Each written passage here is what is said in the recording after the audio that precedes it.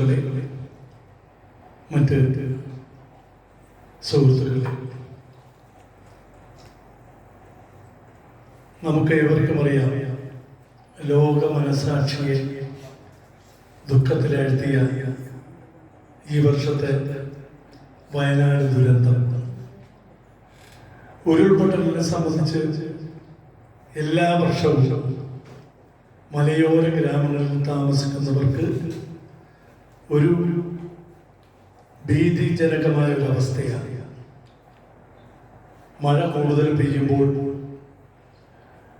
പർവ്വതനിരകളിൽ ആ വെള്ളം, ഭൂമിയിലേക്ക് താഴുന്ന വെള്ളം, അത് താങ്ങാതെ വരുമ്പോൾ അത് പൊട്ടുകയും ആ മലയിലെ മണ്ണും മരങ്ങളും പാറകളുമൊക്കെ ഒലിച്ചു വന്ന് അവിടെയുള്ള വീടുകളൊക്കെ തകർത്ത് അവിടെയുള്ള താമസിക്കുന്ന ജനങ്ങളെ മണ്ണിനടിയിലേക്ക് കൊണ്ടുപോകുന്ന ഒരു പ്രതിഭാസമാണ് ഉരുൾപൊട്ടൽ. വയനാട് ഉരുൾപൊട്ടൽ കേരളം കണ്ടതിലെ ഏറ്റവും വലിയ ഉരുൾപൊട്ടലായിരുന്നു. ആ ഉരുൾപൊട്ടലിന്റെ പശ്ചാത്തലത്തിലല്ല നമ്മൾ ഈ കഥ എഴുതിയത്.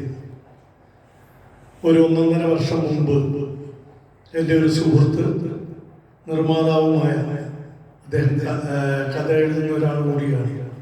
അദ്ദേഹം ഒരു സബ്ജക്റ്റ് എന്നോട് പറയുകയും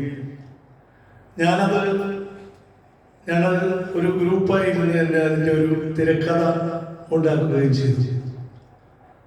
അത് ഈ വർഷം നല്ല മഴ വരുന്ന സമയത്ത്, ഏറ്റവും കൂടിയ മഴക്കാലത്ത് ഷൂട്ട് ചെയ്യാൻ വേണ്ടി ഞങ്ങൾ പ്ലാൻ ചെയ്യുകയും, എന്നാൽ വേറൊരു ചിത്രവുമായി ബന്ധപ്പെട്ട് അത് തൽക്കാലം മാറ്റി വച്ചിരുന്ന ഒരു സമയത്താണ്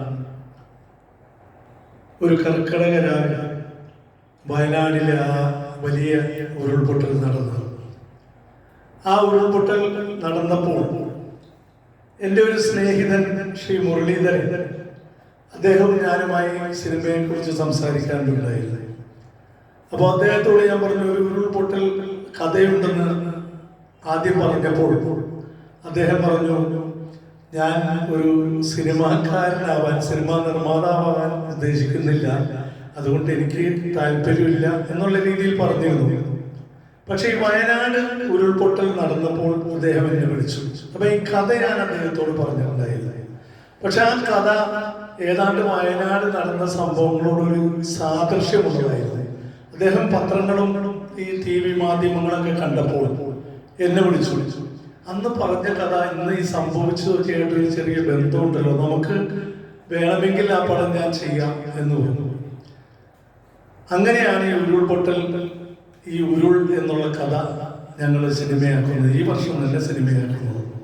സത്യത്തിൽ അടുത്ത വർഷത്തേക്ക് അത് ചെയ്താൽ മതി, വേറൊരു പടം റഫീഖൊക്കെ ആയിട്ട് ഞങ്ങൾ പ്ലാൻ ചെയ്ത് ഇരിക്കുന്ന സമയത്താണ് ഇങ്ങനെ അദ്ദേഹം നിർമ്മിക്കാമെന്ന് പറയുന്നതും ഈ പടം നടക്കുന്നതും. ഏതാണ്ട് ഉരുൾപൊട്ടൽ വയനാട് കഴിഞ്ഞ് ഏതാണ്ട് ഒരു 15 ദിവസത്തിനുള്ളിൽ ഞങ്ങൾ ഷൂട്ടിംഗ് ആരംഭിച്ചു. പടം തീർന്ന് ഫസ്റ്റ് പ്രിന്റായി. പക്ഷെ ഈ പരീക്ഷ വരുന്നത് കൊണ്ട് ഞങ്ങൾ ഒരു ഫാമിലി ഓഡിയൻസിനെ ബേസ് ചെയ്തിട്ടുള്ളൊരു സബ്ജക്റ്റും ചിത്രവും ആയതുകൊണ്ട് ഈ പരീക്ഷ കാലത്ത് റിലീസ് ചെയ്യേണ്ട, പരീക്ഷ കഴിഞ്ഞിട്ട് ജനുവരി 10 റിലീസ് ചെയ്യാമെന്ന് തീരുമാനിച്ചു. ശരിക്കും ഈ 12-ാം തീയതി റിലീസ് ചെയ്യാം എന്ന് വിചാരിച്ചിരുന്നതാണ്. അപ്പോഴാണ് 10-ാം തീയതി പരീക്ഷ തുടങ്ങുന്നു എന്നർത്ഥം. അങ്ങനെ ജനുവരി 10 ഈ പടം റിലീസ് ചെയ്യുകയാണ്.